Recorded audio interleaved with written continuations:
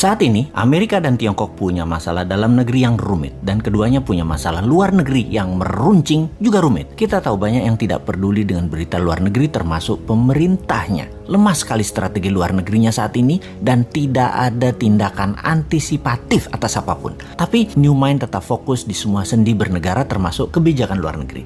Kita bahas dan apa efeknya untuk Indonesia. Adakah ancaman resesi keuangan Amerika yang katanya punya hutang yang jatuh tempo Oktober tahun ini? Lalu, apakah ancaman salah satu perusahaan terkaya Tiongkok yaitu Evergrande yang hutangnya mencapai 7.000 triliun yang terancam gagal bayar? Akankah bisa picu krisis keuangan di Tiongkok seperti subprime mortgage di tahun 2009 di Amerika? Apa dampak hal tersebut? 1. Melemahnya ekonomi Amerika dan Tiongkok kah?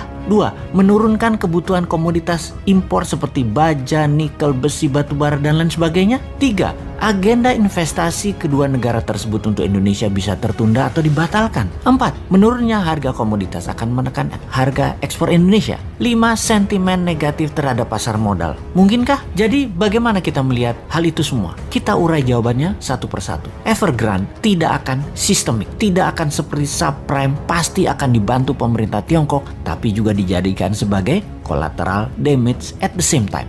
Tesis common prosperity atau sosialisme garis keras akan berlanjut dengan beberapa penyesuaian atas beberapa tesis yang tidak nyambung dengan tujuan jangka panjang Tiongkok. Salah satunya kripto yang sudah mulai dilarang di Tiongkok selain mengambil sebagian kekayaan orang kaya di Tiongkok. Capital flight sudah dan akan terus terjadi dari Tiongkok dan Hong Kong. Beneficiary-nya atau yang diuntungkan justru Singapura dan Malaysia. Ini yang di Asia Tenggara, bukan Indonesia. Di Singapura sudah sulit saat ini untuk cari Rolls Royce dan properti lux karena sudah diborong oleh orang Tiongkok dan orang Hong Kong yang hijrah. Mereka juga sudah banyak yang mendaftar untuk jadi PR atau permanent resident dan warga negara Singapura. Jadi kita detailkan untuk menjawab pertanyaan.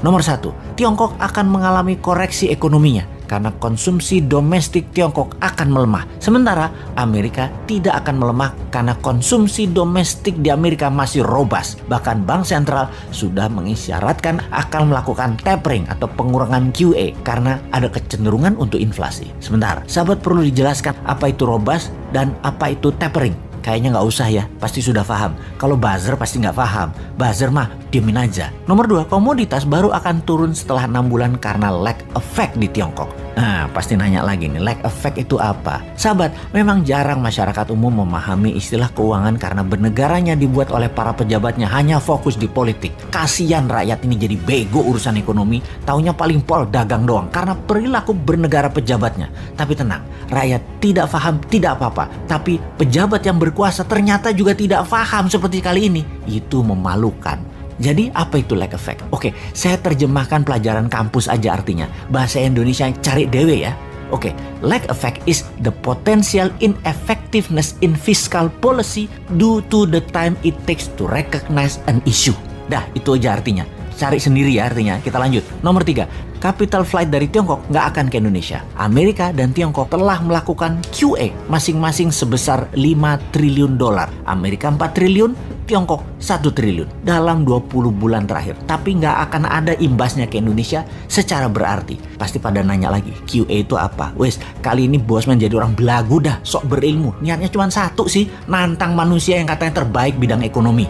Oke, QE itu adalah quantitative easing. Terjemahan bebasnya adalah printing money. Wes, paham ya? 4. Harga ekspor komoditas akan terkoreksi setelah 6 bulan dari saat ini, tapi akan bergerak hanya turun sedikit.